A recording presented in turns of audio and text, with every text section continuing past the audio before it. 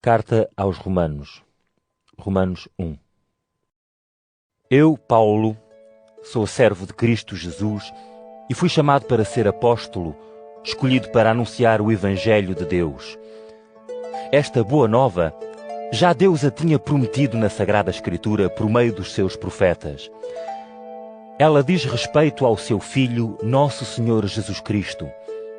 Pelo nascimento, ele era descendente de David, mas pelo Espírito que santifica foi manifestado como Filho de Deus com poder pela ressurreição dos mortos.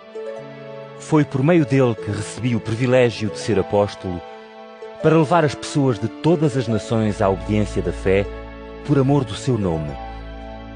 É no número dos que foram chamados a pertencer a Cristo que os irmãos também se encontram. A todos, pois, os que em Roma são amados de Deus e chamados a ser santos, que Deus, nosso Pai, e Jesus Cristo, nosso Senhor, vos dê em graça e paz. Antes de mais, dou graças ao meu Deus por meio de Jesus Cristo. Dou graças por todos vós, porque em toda a parte se fala da vossa fé. Deus sabe como é verdade o que digo, aquele Deus a quem sirvo de todo o coração ao anunciar a boa nova a respeito de seu Filho. Ele é testemunha de como sempre vos recordo nas minhas orações. Peço a Deus, pela sua vontade, me dê um dia a oportunidade de ir até junto de vós. De facto, tenho imenso desejo de vos ir visitar para vos transmitir algum dom espiritual, de modo que se tornem mais firmes na fé. Desejo que nos animemos uns aos outros, eu pela vossa fé e vós pela minha. Meus irmãos, quero que fiquem a saber que muitas vezes fiz os meus planos para vos ir visitar, mas até agora não me foi possível. Desejava que isso também vos levasse algum proveito, tal como tem acontecido com outros povos. É meu dever ir até junto de todos, civilizados ou não civilizados, sábios ou ignorantes. Daí o meu grande desejo de anunciar o Evangelho também a vós em Roma. Não me envergonho do Evangelho. Ele é o poder de Deus para salvar todos os que creem, primeiro os judeus e também os não-judeus. Nele se revela a justiça de Deus por meio da fé, como está escrito. Aquele que é justo, pela fé viverá. Com efeito, Deus manifesta a sua ira divina contra toda a impiedade e injustiça cometida por aqueles que, pela sua injustiça, não deixam que se conheça a verdade. Deus castiga-os porque eles conhecem bem aquilo que se pode conhecer a respeito de Deus, pois também a eles Deus se deu a conhecer. De facto, desde a criação do mundo, Deus, que é invisível, mostrou claramente o seu poder eterno e a sua divindade nas suas obras. Por isso não têm desculpa. Eles sabiam que Deus existe, mas não o adoraram nem lhe deram graças como é devido. Pelo contrário, os seus raciocínios tornaram-se vazios e os seus corações insensatos perderam-se na escuridão. Dizem-se sábios, mas não têm juízo. Em vez de darem glória ao Deus imortal, adoraram imagens do homem mortal e até adoraram imagens de aves, serpentes e outros animais. Por isso Deus abandonou-os às paixões dos seus corações e caíram em ações vergonhosas, desonrando os seus próprios corpos. Trocaram o verdadeiro conhecimento de Deus pela mentira. Adoraram e serviram coisas criadas em vez de adorarem e servirem o próprio Criador. Ele que deve ser adorado eternamente. Amém. Por isso Deus os abandonou às paixões vergonhosas. Até as mulheres mudaram as relações naturais por relações contra a natureza. Da mesma maneira, os homens deixaram as relações normais com a mulher para arderem de paixão uns pelos outros. Caíram em ações vergonhosas uns com os outros e eles mesmos receberam o castigo dos seus erros. Uma vez que não tiveram em consideração o conhecimento de Deus, o próprio Deus os abandonou ao seu entendimento corrompido para fazerem o que não deviam. Encheram-se de toda a espécie de injustiças, perversidades, ambições, maldades, invejas, crimes, desordens, mentiras, falsidades e calúnias. Tornaram-se maldizentes, inimigos de Deus, insolentes, orgulhosos, arrogantes, intriguistas, rebeldes para com os pais, sem consciência, desleais, sem amor e desumanos uns para com os outros. Eles sabem muito bem que é a lei de Deus que todos os que vivem assim merecem a morte. E não só fazem tais coisas, mas até aprovam os outros que fazem o mesmo. Romanos 2. Por isso, quem quer que sejas, não tens desculpa ao julgares os outros. Ao julgá-los, condenas-te a ti mesmo, porque fazes o mesmo que eles. Nós sabemos que o julgamento de Deus é verdadeiro ao condenar aqueles que fazem tais coisas. Como é que tu pensas escapar à condenação de Deus, se apesar de criticares aqueles que cometem essas ações, fazes o mesmo que eles? Como é que desprezas a grande bondade de Deus, a sua paciência e tolerância? Não sabes que é a bondade de Deus que te leva ao arrependimento? Mas tu tens um coração endurecido que não quer arrepender-se. Por isso estás a aumentar o castigo para o dia do juízo, em que Deus dará a conhecer a sua justa sentença. Ele dará a cada um conforme as suas obras. Dará a vida eterna aos que praticam com perseverança as boas obras e buscam glória, honra e vida imortal. Mas dará um castigo terrível aos que se revoltam contra ele e não aceitam a verdade, mas seguem a injustiça. Haverá sofrimento e angústia para todos os que fazem o mal, primeiro para os judeus e também para os não-judeus. Mas haverá glória, honra e paz para todos os que fazem o bem, primeiro para os judeus e também para os não-judeus. Pois Deus não faz distinção de pessoas. Todos os que pecam sem conhecerem a lei de Moisés, perdem-se sem serem julgados por essa lei. Mas todos os que pecam, apesar de a conhecerem, serão julgados segundo a lei. Pois não é por conhecerem a lei que as pessoas se tornam justas diante de Deus, mas são justificadas por fazerem o que a lei manda. Ora, quando os que não são judeus, sem terem a lei de Moisés, cumprem naturalmente aquilo que manda a lei, eles são a lei para si mesmos. Mostram pelo seu proceder que trazem escrito no coração aquilo que a lei ordena. A voz da sua consciência ensina-lhes o que devem fazer e acusa-os ou defende-os conforme os casos.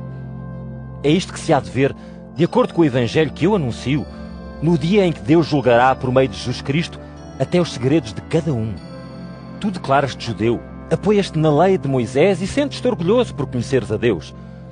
Conheces a vontade de Deus e a lei ensina-te a escolher o que é melhor.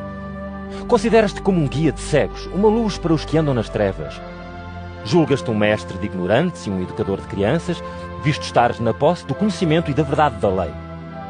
Ora, tu que ensinas os outros, por que não te ensinas a ti mesmo? Tu pregas que não se deve roubar, por que é que roubas? Tu dizes que não se deve praticar adultério, por que é que o praticas? Tu detestas os falsos deuses, por que é que te aproveitas daquilo que lhes é oferecido? Sentes-te orgulhoso de possuir a lei, mas desprezas a Deus ao fazeres o contrário do que a lei manda. Lá diz a Sagrada Escritura: É por vossa causa que os outros povos dizem mal de Deus. A circuncisão é, na verdade, proveitosa se observares a lei, mas se a não observas, é como se não fosses circuncidado. Pelo contrário, o que não recebeu a circuncisão, mas cumpre o que manda a lei, esse é como se fosse circuncidado. E aquele que não foi circuncidado no seu corpo, mas cumpre a lei, há de julgar-te a ti que a transgrides, apesar de conheceres a lei escrita e de seres circuncidado. Não é judeu aquele que o mostra exteriormente, nem é a circuncisão aquela que se recebe no corpo. O verdadeiro judeu é aquele que o é interiormente, como se fosse circuncidado no coração. Isto é uma circuncisão que vem do Espírito e não da lei escrita. Esse tem a aprovação não tanto dos homens, mas de Deus. Romanos 3. Qual é então a vantagem de ser judeu? Qual é o valor da circuncisão? É grande em muitos aspectos. E primeiramente porque Deus confiou a sua mensagem aos judeus. O que acontece então se alguns não acreditaram? A infidelidade deles levará Deus a ser também infiel? Certamente que não. Deus será verdadeiro, mesmo se os homens são mentirosos, como diz a Escritura. As tuas palavras, ó Deus, hão de mostrar que és justo e hás de vencer quando fores julgado. Mas se a nossa infidelidade serve para mostrar a fidelidade de Deus, que diremos nós? Será Deus injusto porque nos castiga? Falo como homem. Claro que não. Se Deus não fosse justo, como poderia julgar o mundo? Mas se a minha mentira serve para mostrar ainda mais a verdade de Deus e a sua glória, por que hei de ser ainda condenado como pecador? Então por que não dizer: façamos o mal para que venha o bem? Alguns acusam-me de eu dizer isso. Esses serão justamente condenados. Que dizer então? Nós, os judeus, seremos melhores do que os outros? De modo nenhum. Tenho estado a explicar que tanto os judeus como os não-judeus estão dominados pelo pecado. Assim diz a Sagrada Escritura. Não há ninguém que seja justo, ninguém. Não há ninguém que compreenda. Não há ninguém que busque a Deus. Todos andam fora do caminho e todos se perdem. Não há quem faça o bem, nem um só. A sua garganta é como um sepulcro aberto. Com a sua língua eles enganam. Veneno de serpentes sai dos seus lábios. A sua boca está cheia de rancor e maldição. Os seus pés caminham velozes para irem derramar sangue. Deixam destruição e ruína por onde passam e não conhecem o caminho da paz. Não têm nenhum temor de Deus. Ora, nós sabemos que tudo o que diz o livro da lei é para os que estão sujeitos à lei, que todos se calem e não arranjem desculpas, e que o mundo todo se sujeita ao julgamento de Deus. Pois não é pelo cumprimento da lei que alguém é justificado por Deus. Pela lei, o que sabemos é que somos pecadores. Mas agora Deus mostrou-nos como é que as pessoas são justificadas por Ele, sem ser por meio da lei. E é a própria lei de Moisés e os profetas que provam isso. Deus faz com que as pessoas sejam justificadas por meio da fé em Jesus Cristo. É assim para todos os que creem em Jesus Cristo, sem haver diferença de pessoas. Todos pecaram e estão privados da glória de Deus. Mas pela sua bondade imerecida, Deus os justifica gratuitamente por meio de Jesus Cristo, que os libertou do poder do pecado. Deus fez com que Cristo, pela sua morte, se tornasse instrumento de perdão para os que creem nele. Foi assim que ele mostrou a sua justiça, não tendo na sua paciência castigado os pecados antes cometidos. Fê-lo para demonstrar a sua justiça no tempo presente, pois Deus é justo e justifica os que creem em Jesus. Onde está, portanto, motivo para alguém se orgulhar? Não há motivo nenhum. Que razão poderia existir? Por cumprirem as exigências da lei? Não. Somente porque se tem fé.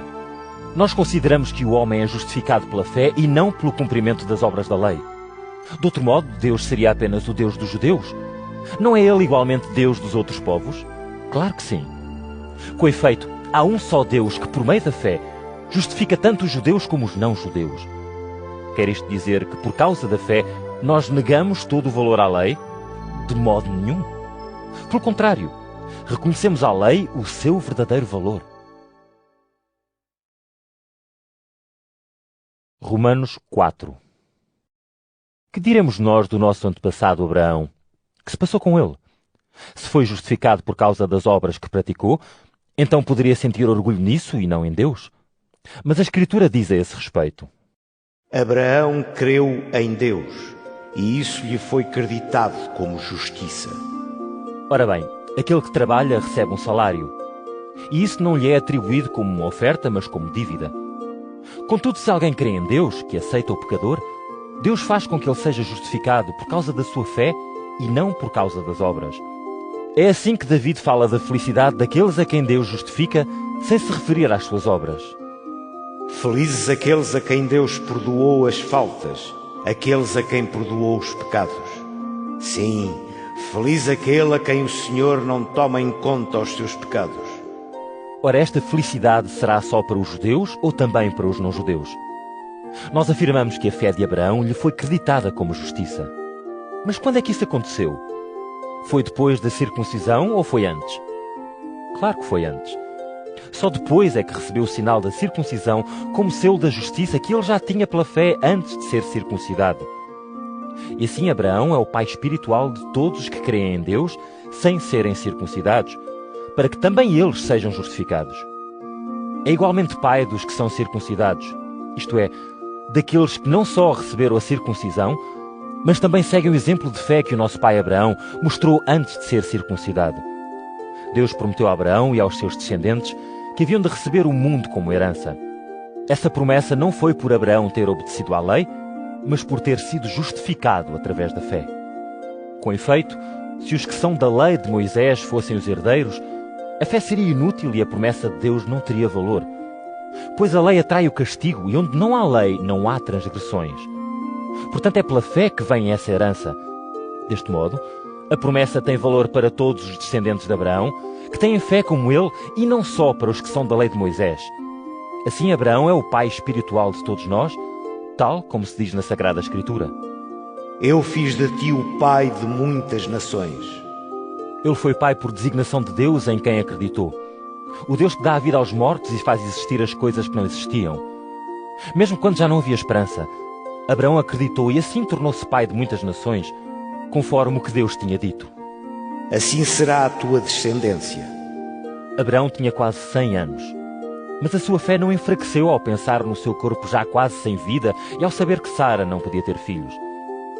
Em vez de perder a fé e desconfiar da promessa de Deus, a sua fé tornou-se ainda mais forte e deu louvores a Deus, pois tinha a firme certeza de que Deus tem o poder de cumprir aquilo que promete.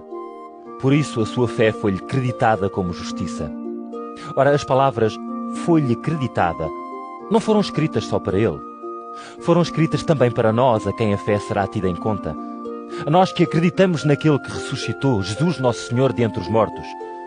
Ele foi entregue à morte por causa dos nossos pecados e ressuscitou para a nossa justificação. Romanos 5. Portanto, uma vez que fomos justificados pela fé, estamos em paz com Deus por nosso Senhor Jesus Cristo. Foi por meio de Cristo e pela fé que nós conseguimos esta harmonia com Deus que agora temos. E isso dá-nos a maravilhosa esperança de tomar parte na glória de Deus. Mais ainda, nós sentimos alegria nos nossos sofrimentos, porque o sofrimento produz a perseverança. A perseverança provoca a firmeza de caráter nas dificuldades e a firmeza produz a esperança. Esta esperança não nos engana, porque Deus encheu-nos o coração com o seu amor, por meio do Espírito Santo, que é dom de Deus. Na verdade, quando nós ainda vivíamos nas nossas fraquezas, Cristo, no seu devido tempo, morreu por nós, pecadores. Seria muito difícil alguém morrer por uma pessoa, mesmo que ela fosse inocente. De facto, talvez alguém seja capaz de dar a vida por uma pessoa boa. Mas Deus mostrou-nos até que ponto nos ama, pois, quando ainda éramos pecadores, Cristo morreu por nós. Pela sua morte, nós agora estamos em boas relações com Deus. E agora que somos justificados pelo seu sangue, com muito mais razão, por meio dele seremos livres do castigo final. Pois se, quando éramos inimigos de Deus, fomos reconciliados com ele pela morte do seu Filho, quanto mais estando reconciliados, seremos salvos pela sua vida. E ainda não é tudo. Nós sentimos alegria em Deus por meio de Jesus Cristo, nosso Senhor, por quem agora recebemos a reconciliação. Por um só homem entrou o pecado no mundo, e com o pecado veio a morte. Foi assim que a morte atingiu toda a gente, já que todos pecaram. Antes da lei de Moisés, já existia o pecado no mundo. Mas como ainda não havia lei, Deus não tinha em conta o pecado. Sem dúvida que, desde o tempo de Adão até ao tempo de Moisés, a morte teve poder mesmo sobre aqueles que não tinham cometido pecado, à semelhança de Adão que desobedeceu a Deus. Adão representava aquele que havia de vir. Mas o pecado de Adão não pode comparar-se ao dom que nos vem de Deus. Se é certo que uma grande multidão morreu por causa do pecado de um só, também é verdade que o dom de Deus é muito maior. Esse dom que nos vem de Deus por meio de um só homem, Jesus Cristo, é muito superior. O dom de Deus tem consequências muito diferentes daquelas que teve o pecado de um só homem. Com efeito, o julgamento do pecado de um só levou à condenação, mas o dom concedido depois de tantos pecados trouxe a justificação. Pois pela ofensa de um só homem, a morte reinou através desse homem. Com muito mais razão, aqueles que recebem a abundância da graça e o dom da justiça reinarão na vida, por meio de um só, Jesus Cristo. Assim como o pecado de um só homem trouxe a todos a condenação, assim também um só ato de justiça trouxe a justificação que dá vida a todos os homens. Pois como pela desobediência de um só homem todos se tornaram pecadores, pela obediência de um só, todos se tornaram justos diante de Deus. A lei veio fazer aumentar mais o pecado. Mas quanto mais o pecado aumentava, mais abundava a graça de Deus. De modo que assim como o pecado reinou na morte, também a graça de Deus reina pela justiça, para a vida eterna por Jesus Cristo, nosso Senhor. Romanos 6. Que diremos então? Vamos continuar a viver no pecado para mais se manifestar a graça de Deus? De modo nenhum. Nós que morremos para o pecado, como poderíamos viver ainda em pecado? Não sabem que todos nós, os que fomos batizados para estarmos unidos a Jesus Cristo, ficámos unidos com Ele na sua morte? Pelo batismo fomos sepultados com Cristo e tomámos parte na sua morte. Assim podemos viver também uma nova vida à semelhança dele, que ressuscitou da morte pelo poder divino do Pai. Se estamos unidos a ele por uma morte como a sua, também havemos de estar unidos a ele na passagem da morte à vida. Sabemos que aquilo que nós éramos antes morreu com Cristo na cruz, para ser destruído o que em nós havia de mal e para não sermos mais escravos do pecado. Aquele que morreu está livre do pecado. Se nós morremos com Cristo, acreditamos que também viveremos com Ele. Sabemos que Cristo, por ter passado da morte à vida, já não morrerá. A morte nunca mais terá poder sobre Ele. Pela sua morte, Cristo morreu para o pecado de uma vez para sempre, e a vida nova que recebeu é vida para Deus. Do mesmo modo, considerem-se também como mortos para o pecado, mas vivos para Deus em união com Cristo Jesus. Que o pecado nunca mais tenha poder sobre o vosso corpo mortal, levando-o a obedecer às suas más inclinações. Não entreguem os membros do vosso corpo ao pecado como instrumentos de injustiça. Pelo contrário, entreguem-se a Deus como pessoas que passaram da morte à vida e façam do vosso corpo um instrumento de justiça. O pecado já não vos poderá dominar, pois não estão sujeitos à lei, mas à graça de Deus. Que pensar então? Vamos pecar porque já não estamos sujeitos à lei, mas à graça de Deus? De maneira nenhuma. Sabem muito bem que se estão ao serviço de alguém, têm de obedecer-lhe. É assim mesmo, quer obedeçam ao pecado para a morte, quer obedeçam a Deus para a justificação. Mas dou graças a Deus, porque tendo já sido escravos do pecado, seguem agora de todo o coração o exemplo que está na doutrina que vos foi confiada. Foram libertados do pecado para ficarem ao serviço da justiça de Deus. Eu falo como homem por causa da dificuldade que têm em compreender estas coisas. Antigamente, entregavam-se como escravos à impureza e à iniquidade para cometerem más ações. Pois agora entreguem-se ao serviço da justiça de Deus para serem santos. Quando eram escravos do pecado, não estavam ao serviço da justiça de Deus. E que proveito tinham das coisas de que agora se envergonham? O resultado disso é a morte. Agora, porém, livres do pecado, estão ao serviço de Deus. O fruto disso é uma vida consagrada a Deus e, no fim, a vida eterna. Com efeito, o pecado paga-se com a morte, mas o dom gratuito de Deus é a vida eterna em união com Cristo Jesus, nosso Senhor. Romanos 7. Meus irmãos, conhecem a lei e sabem que uma lei só tem poder sobre uma pessoa enquanto esta vive. Assim, por exemplo, uma mulher casada está ligada ao seu marido por força da lei, enquanto ele viver. Mas se o marido morre, ela fica livre dessa lei do matrimónio. É por isso que ela é considerada adúltera se tem ligação com outro homem, enquanto vive o seu marido. Entretanto, se este morre, ela fica livre da lei e pode casar com outro homem, sem por isso cometer adultério. Coisa semelhante se passa convosco, meus irmãos. Pela morte de Cristo morreram para a lei e não podem pertencer a outro. Pertencem àquele que passou da morte para a vida, a fim de praticarem obras agradáveis a Deus. Quando vivíamos conforme a nossa natureza humana, quem mandava em nós eram os desejos maus, despertados pela lei, e isso levava à morte. Mas agora estamos livres da lei e morremos para aquilo que nos tinha como escravos. Assim, podemos servir a Deus de uma maneira nova, segundo o Espírito, e não à maneira antiga da lei. Mas que diremos então? Porventura a lei é pecado? De modo nenhum. Mas a verdade é que eu não conhecia o pecado se não fosse pela lei. De facto, eu não sabia o que é cobiça se a lei não dissesse: não cobiçarás.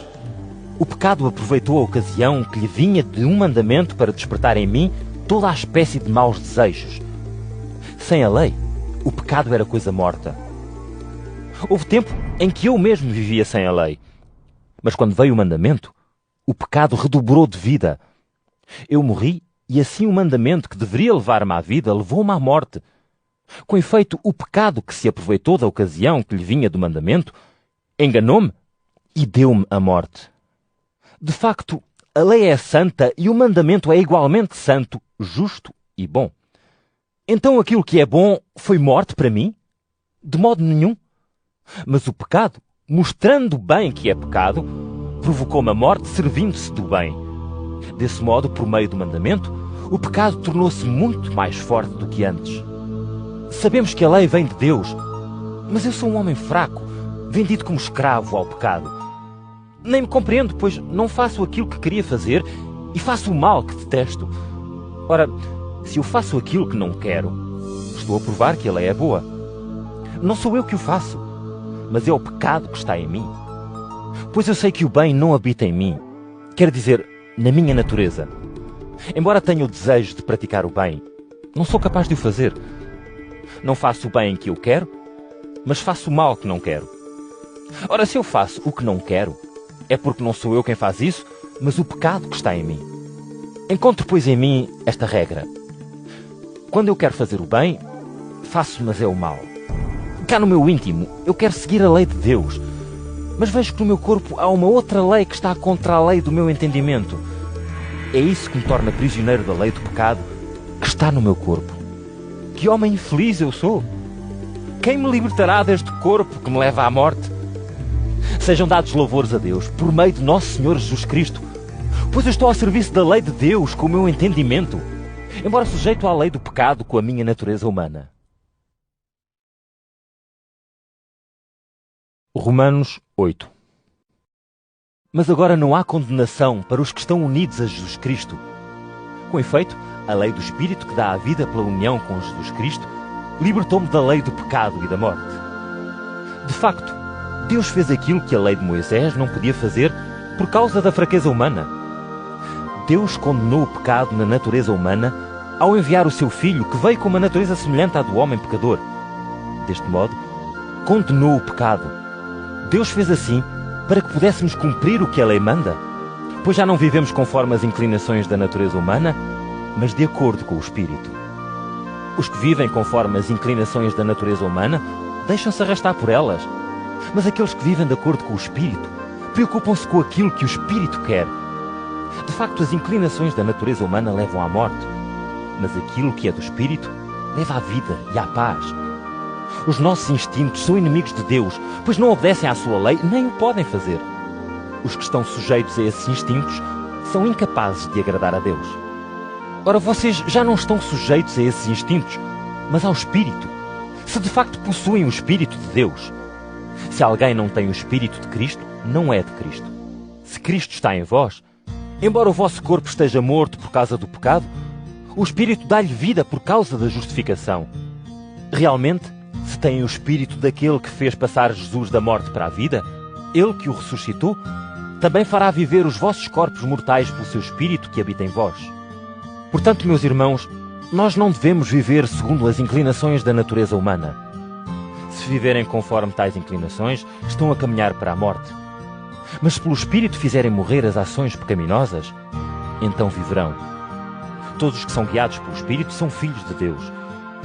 E o Espírito que receberam não vos torna escravos nem medrosos, mas torna-vos filhos de Deus. É Ele que nos faz exclamar Abba, que quer dizer meu Pai. É o próprio Espírito que testemunha com o nosso Espírito que somos filhos de Deus. E se nós somos seus filhos, também somos seus herdeiros.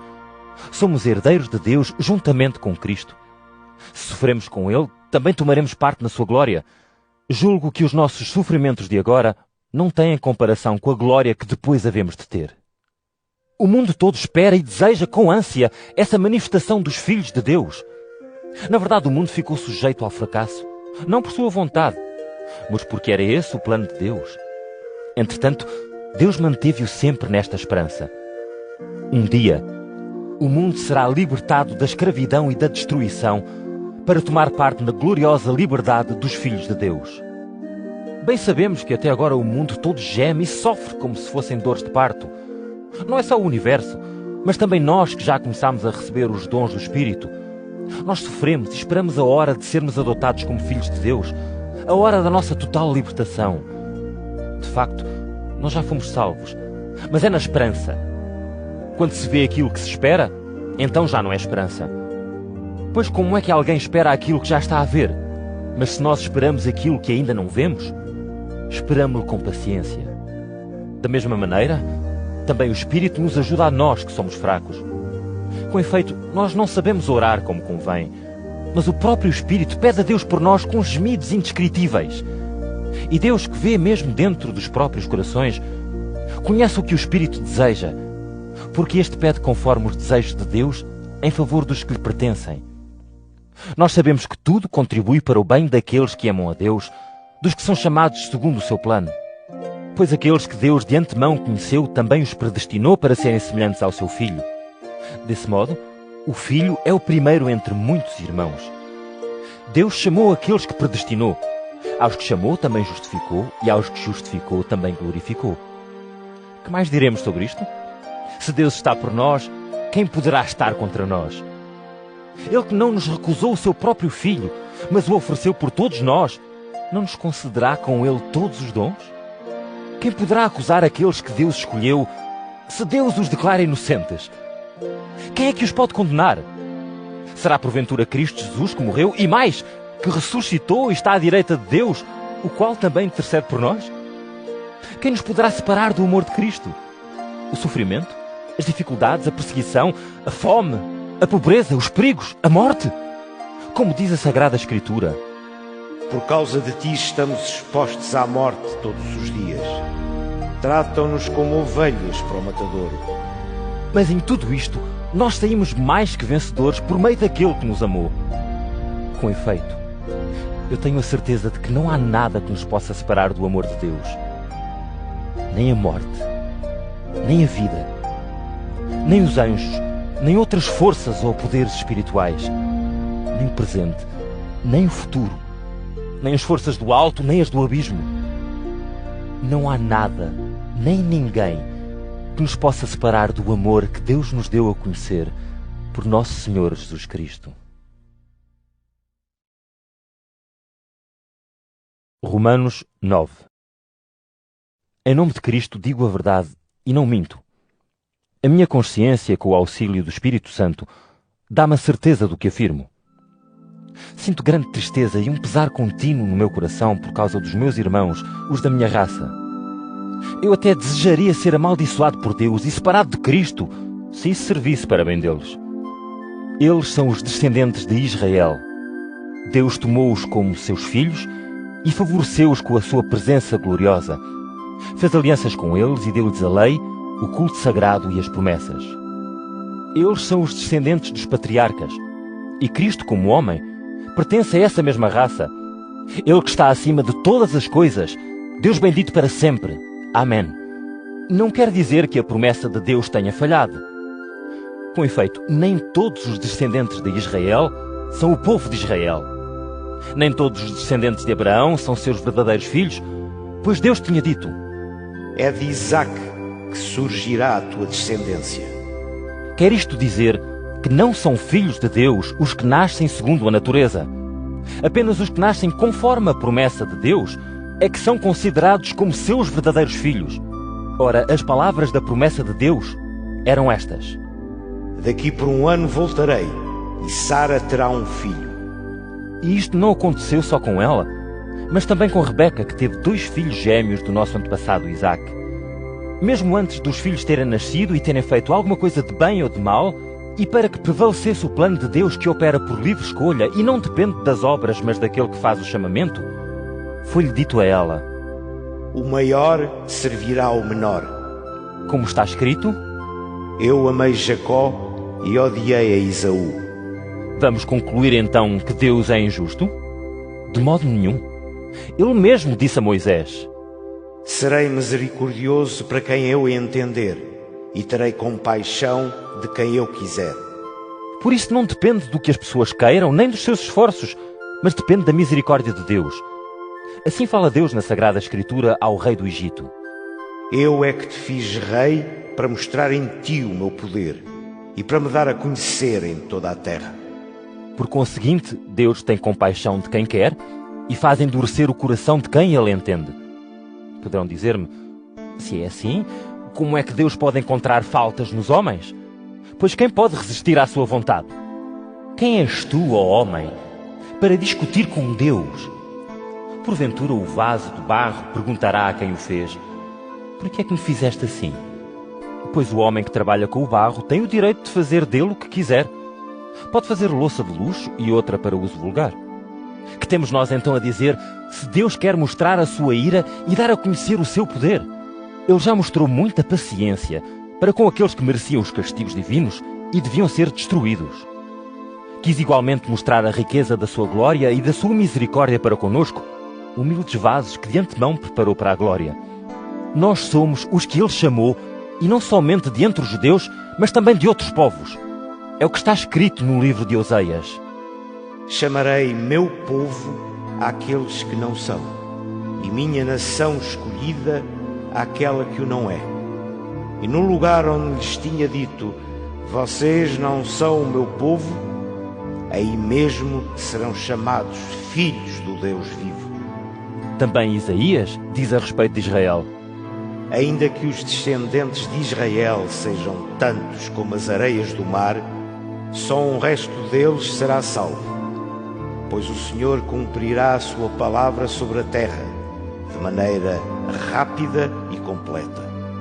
O mesmo Isaías já antes tinha dito: Se o Senhor Todo-Poderoso não nos tivesse deixado descendência, nós teríamos sido destruídos como Sodoma e Gomorra.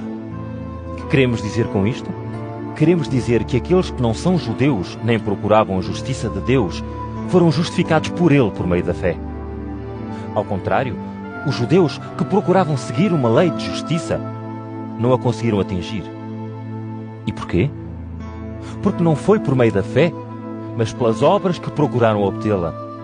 Assim tropeçaram na pedra que faz cair, naquela de que fala a Sagrada Escritura. Eu ponho em Sião uma pedra que faz tropeçar e faz cair, mas aquele que crê nela não ficará desiludido. Romanos 10. Irmãos, o que eu desejo de todo o coração e o que peço a Deus na minha oração é que os judeus se salvem. Posso afirmar em favor deles que têm uma grande preocupação com as coisas de Deus, só que essa preocupação não é esclarecida. Não entendem a justiça que vem de Deus. Eles procuram estabelecer a sua própria justiça sem se sujeitarem à justiça de Deus. Ora, o fim da lei é Cristo para a justificação de todos os que têm fé. Eis o que Moisés escreve acerca da justiça que vem da lei. Todo aquele que cumpre a lei viverá por ela. Mas acerca da justiça que vem pela fé, escreve o seguinte: Não digas contigo mesmo, quem será capaz de ir ao céu? Ou seja, para fazer com que Cristo venha. Não digas também, quem descerá ao abismo? Ou seja, para fazer subir Cristo da morte para a vida. Que diz então a Escritura? A palavra está perto de ti, na tua boca e no teu coração. É esta a palavra da fé que nós anunciamos. Se com os teus lábios confessares que Jesus é o Senhor e no teu coração creres que Deus o ressuscitou dos mortos, serás salvo. Temos fé dentro de nós e somos justificados. Afirmamos Jesus com os nossos lábios e somos salvos. Diz-nos realmente a Escritura: Aquele que acredita em Deus não ficará desiludido. Assim, não há diferença entre judeus e não judeus, pois Ele é o Senhor de todos e dá os seus bens a todos os que o invocam. É como diz a Escritura: Todo o que invocar o nome do Senhor será salvo. Mas como poderão chamar por aquele em quem não acreditam ainda? Ou como podem acreditar se não ouviram falar dele? E como hão de ouvir se não há quem lhes anuncie a boa nova do Evangelho? E como irá alguém pregar-lhes se não for enviado? Como diz a Escritura: Como é belo ver chegar os que anunciam a boa nova. Mas nem todos deram ouvidos a esta boa nova. Isaías falou assim: Senhor, quem acreditou na nossa pregação?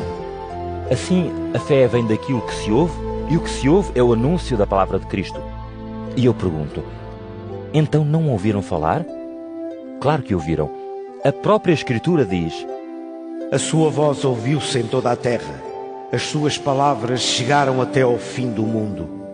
E pergunto ainda: será que o povo de Israel não teve conhecimento?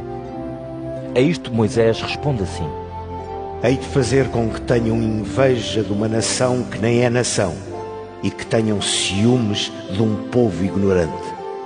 E Isaías ainda acrescenta: Fui encontrado por aqueles que não me procuravam, e dei-me a conhecer aos que não perguntavam por mim. E a respeito de Israel, disse: Todos os dias estou a estender a mão a um povo desobediente e rebelde. Romanos 11. Pergunto ainda: terá Deus rejeitado o seu povo?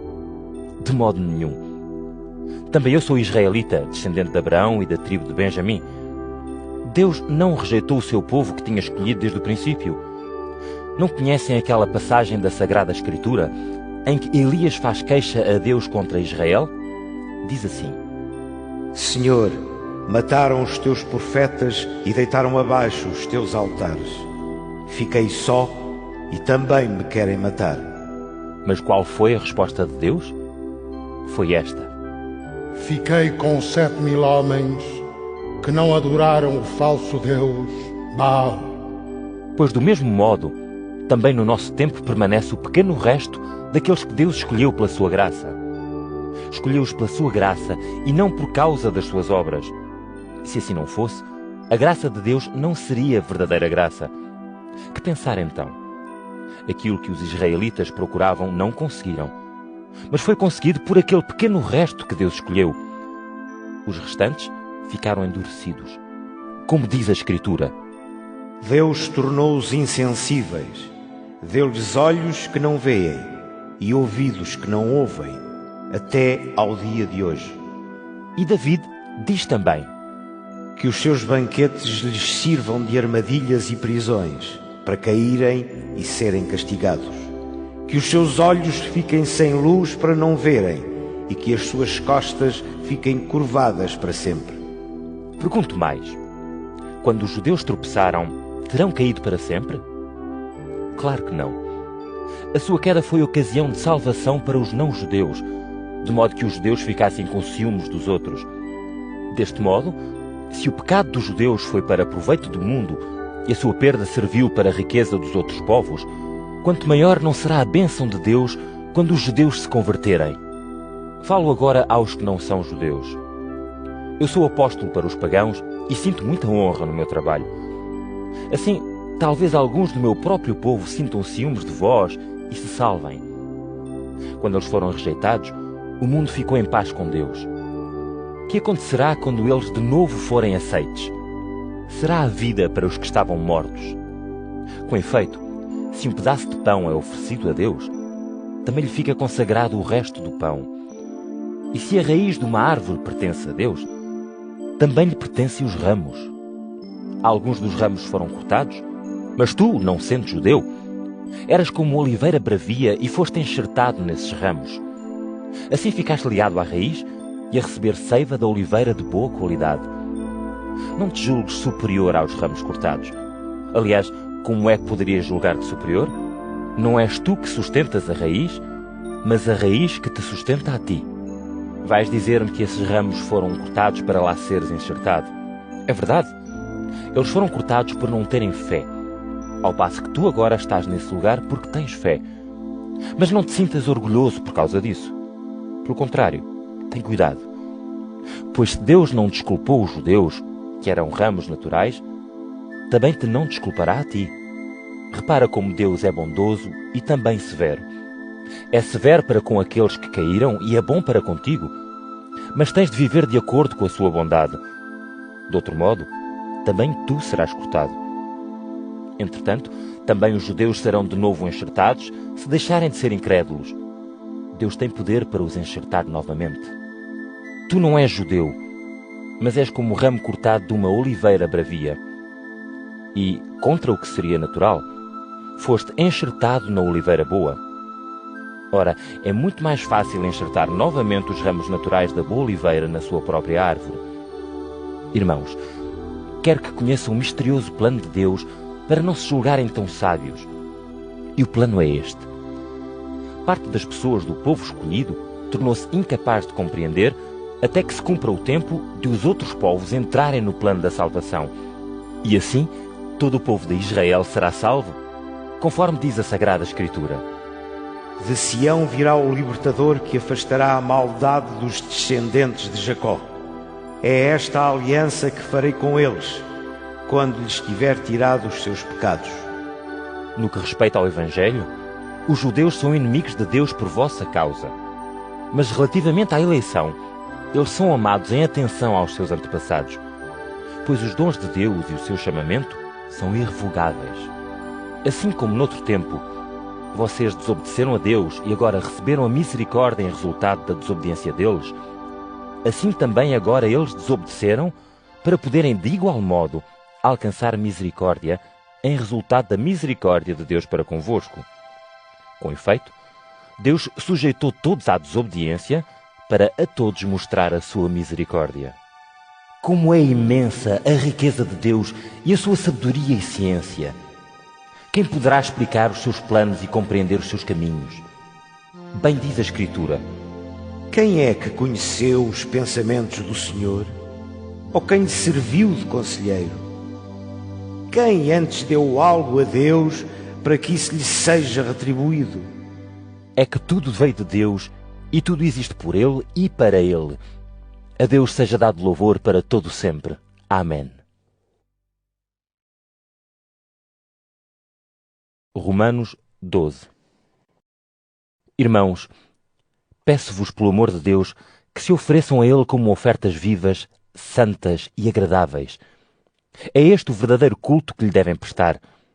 Não vivam de acordo com as normas deste mundo, mas transformem-se, adquirindo uma nova mentalidade. Assim compreenderão qual é a vontade de Deus, isto é, o que é bom, o que lhe é agradável e o que é perfeito. Em virtude da missão que Deus me confiou a vosso respeito, recomendo-vos que ninguém se julgue mais do que é. Pelo contrário, sejam modestos e que cada um se julgue a si mesmo conforme o grau da fé que Deus lhe deu. No mesmo corpo há vários membros e cada um tem a sua função. Assim também nós, que somos muitos, formamos um só corpo em união com Cristo e estamos unidos uns aos outros como membros do mesmo corpo. Nós temos dons diferentes conforme Deus os quis dar gratuitamente a cada um. Quem tiver o dom de anunciar a mensagem de Deus, deve usá-lo conforme a sua fé. Quem tiver o dom de servir os outros, que sirva.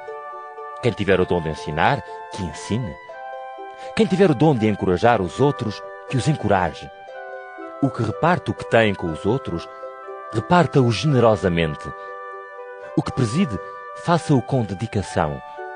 O que ajuda os necessitados, ajude-os com alegria. Que o vosso amor seja sincero. Detestem o mal e pratiquem o bem. Amem-se como irmãos e ponham os outros sempre em primeiro lugar. Trabalhem e não sejam preguiçosos. Sirvam o Senhor com dedicação e fervor. Sejam alegres na esperança que têm.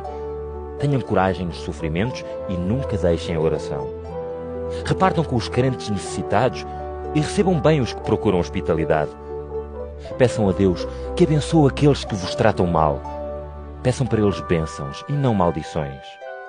Alegrem-se com os que estão alegres e chorem com os que choram. Vivam em harmonia de sentimentos. Não procurem honrarias, mas aceitem as ocupações mais humildes. Não se envaideçam com aquilo que sabem. Não paguem o mal com o mal. Procurem antes fazer o bem diante de todos. Façam tudo o que for possível da vossa parte para viverem em paz com toda a gente. Meus caros irmãos, não façam justiça por vossas mãos. Deixem que seja Deus a castigar. Pois diz o Senhor na Sagrada Escritura: a mim é que pertence castigar. Eu é que darei a recompensa. E diz também: se o teu inimigo tem fome, dá-lhe de comer. E se tem sede, dá-lhe de beber. Ao fazeres isso, farás com que a cara lhe arda de vergonha. Não te deixes vencer pelo mal, mas vence o mal com o bem. Romanos 13. Todos se devem submeter às autoridades públicas, pois não há autoridade que não venha de Deus. As autoridades que existem foram estabelecidas por Deus. Deste modo, aquele que resiste à autoridade resiste à ordem de Deus e os que assim procedem receberão o castigo. As autoridades não metem medo a quem faz o bem, mas a quem faz o mal. Não queres ter medo da autoridade? Então faz o bem e terás a sua aprovação, pois a autoridade está ao serviço de Deus para teu bem. Mas se fizeres o mal, então deves ter medo, porque não é em vão que as autoridades têm poder para castigar. como estão ao serviço de Deus, dão o castigo a quem pratica o mal. Portanto, é preciso obedecer, não só para evitar o castigo, mas também por um dever de consciência. É também por essa razão que se pagam os impostos, porque as autoridades estão ao serviço de Deus para zelarem por isso. Portanto, deem a cada um o que é devido. Paguem impostos e contribuições a quem devem pagar, respeitem a quem devem respeitar e honrem a quem devem honrar. Não devam nada a ninguém, a não ser o amor de uns para com os outros. Quem ama o próximo, cumpre a lei. Os mandamentos dizem: não cometerás adultério, não matarás, não roubarás, não cobiçarás. Ora, todos estes e qualquer outro mandamento resumem-se num só: ama o teu próximo como a ti mesmo. O que ama o seu próximo não lhe faz nenhum mal, pois o amor é o cumprimento total da lei. Façamos assim, tanto mais que sabemos em que tempo estamos a viver. Sabemos que já são horas de despertarmos do sono. A nossa salvação está agora mais próxima do que na altura em que recebemos a fé. A noite já vai longa e o dia está próximo. Abandonemos as obras que são próximas da escuridão e usemos as armas que permitem lutar à luz do dia. Portemo-nos honestamente como pessoas que vivem à luz do dia, não em comezainas e bebedeiras, não em imoralidades e vícios, não em rivalidades e invejas, como quem se veste de novo. Vistam-se do Senhor Jesus Cristo e não se deixem arrastar pelos maus instintos da natureza humana. Romanos 14. Deem bom acolhimento àquele que é fraco na sua fé, sem discutir com ele sobre as suas opiniões. Assim, por exemplo, alguns creem que podem comer de tudo, enquanto outros, que têm uma fé mais fraca, só comem legumes. Ora, aquele que come de tudo não deve desprezar o que deixa de comer certas coisas.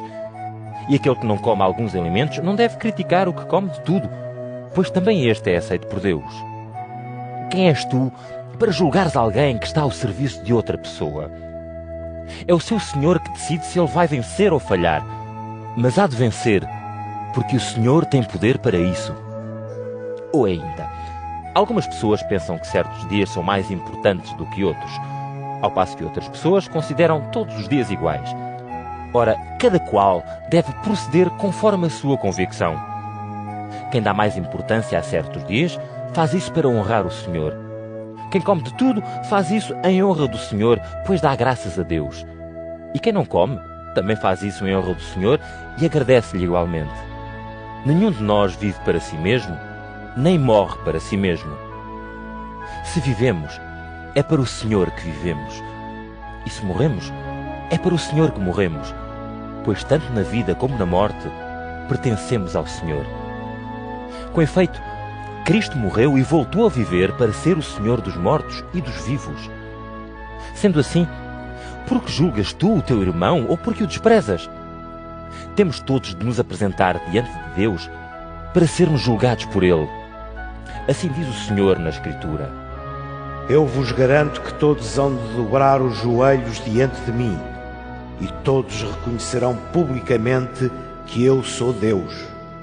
Portanto, cada um de nós terá de dar contas de si mesmo diante de Deus.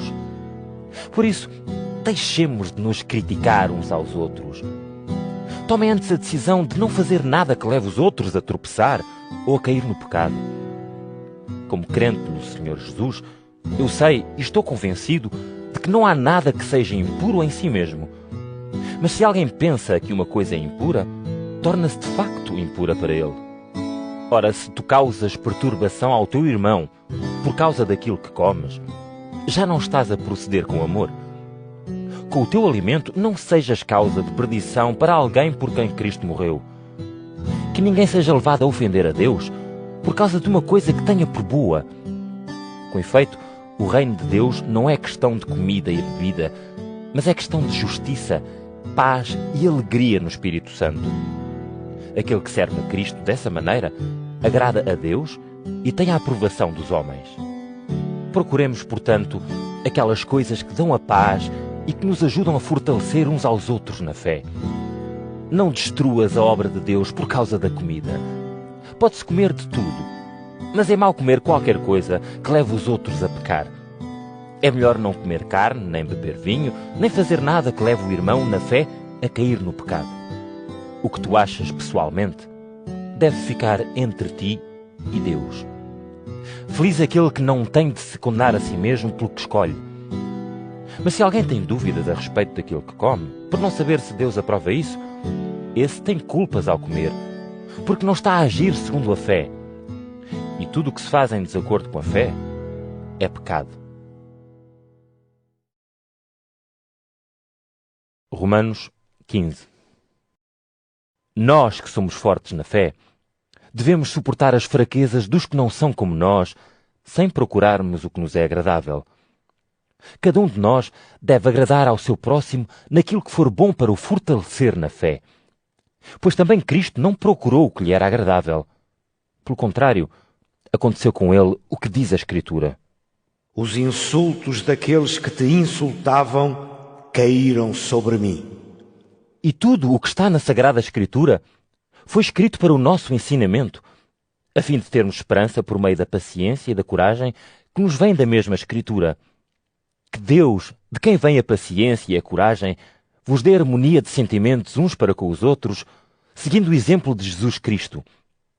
E isto para que todos em conjunto e a uma só voz deem louvores a Deus, Pai de nosso Senhor Jesus Cristo. Portanto, aceitem-se uns aos outros como Cristo vos aceitou para a glória de Deus. O que eu digo é que foi por causa da fidelidade de Deus que Cristo se tornou servo dos judeus para confirmar as promessas feitas aos antepassados e também para que os não-judeus deem louvores a Deus por causa da sua misericórdia. É assim que está na Sagrada Escritura. Por isso te louvarei entre as outras nações e cantarei, ó Deus, em teu louvor. Está escrito também: que os outros povos se alegrem juntamente com o povo de Deus. Noutro lugar, diz-se ainda: louvem o Senhor todas as nações, deem-lhe louvor todos os povos. O profeta Isaías também disse: virá o descendente de Jessé e levantar-se-á para governar as nações, que hão de pôr nele a sua esperança. Que Deus, de quem vem a esperança, vos encha de toda a alegria e de paz na fé, para que essa esperança seja cada vez maior pelo poder do Espírito Santo. Meus irmãos, estou firmemente convencido de que estão cheios de bondade e têm bastantes conhecimentos para se aconselharem uns aos outros. Apesar disso, atrevi-me a escrever-vos sobre estes assuntos para os terem bem presentes. Faço isto por causa da missão que Deus me confiou, que é servir Jesus Cristo no meio dos não-judeus. Tenho a missão sacerdotal de anunciar a boa nova de Deus para que os não-judeus sejam apresentados ao Senhor como oferta agradável e santificada pelo Espírito Santo. Como crente em Jesus Cristo, tenho, pois, muita honra neste serviço a Deus, pois eu não me atrevo a falar senão naquilo que Cristo fez por meio de mim para levar os não-judeus a aceitarem Deus. Isso realizou-se por palavras e obras, por sinais milagrosos e prodígios, com o poder do Espírito de Deus. É assim que tenho dado plenamente a conhecer a boa nova de Cristo, desde Jerusalém e por toda a parte até à região da Ilíria. Tive, entretanto, a preocupação de só anunciar a boa nova onde Cristo não era ainda conhecido, para não estar a construir sobre fundamentos alheios. Segui a Sagrada Escritura que diz: aqueles a quem não se tinha falado dele hão de ver, e aqueles que ainda não tinham ouvido falar dele hão de compreender.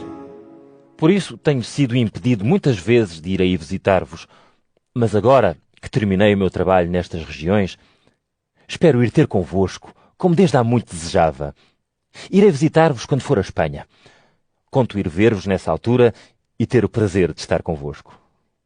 Entretanto, agora sigo para Jerusalém ao serviço dos crentes em Jesus Cristo que ali estão. É que os crentes da Macedónia e da Acaia resolveram fazer um peditório a favor dos irmãos pobres da igreja de Jerusalém. Acharam bem fazer isso, mas na verdade deviam-lhes obrigações. Como os crentes de Jerusalém repartiram os seus bens espirituais com os não-judeus, estes, por sua vez, devem agora ajudá-los com os seus bens materiais. Quando eu tiver tratado deste assunto e lhes tiver entregado o produto do peditório, partirei para a Espanha e irei visitar-vos nessa viagem. Estou certo de que, quando aí for, vou cheio das bênçãos de Cristo. Meus irmãos, peço-vos por Nosso Senhor Jesus Cristo e pelo amor que nos dá o Espírito Santo, que estejam unidos comigo, orando fervorosamente a Deus por mim. Peçam a Deus que eu me livre daqueles que na Judeia não creem em Cristo e que a ajuda que eu levo aos crentes de Jerusalém tenha boa aceitação. Desse modo, se Deus quiser, irei visitar-vos cheio de alegria e convosco descansarei um pouco. Que o Deus de paz seja convosco. Amém. Romanos 16. Recomendo-vos a nossa irmã Febe, que está ao serviço da igreja de Cêncreas. Recebam-na bem em nome do Senhor, como se deve fazer entre os crentes, e ajudem-na em tudo aquilo de que ela precisar, pois também ela ajudou a muitos e até a mim próprio. As minhas saudações a Priscila e Áquila, meus companheiros de trabalho ao serviço de Jesus Cristo. Eles arriscaram a própria vida para salvarem a minha. Por isso estou-lhes muito grato. E não só eu, mas também todas as igrejas dos crentes vindos do paganismo. As minhas saudações, igualmente, para os crentes que se reúnem em casa deles.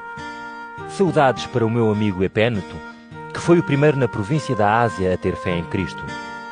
Os meus cumprimentos a Maria, que muito trabalhou por vós. Cumprimentos também a Andrónico e a Júnia, meus compatriotas e companheiros de prisão.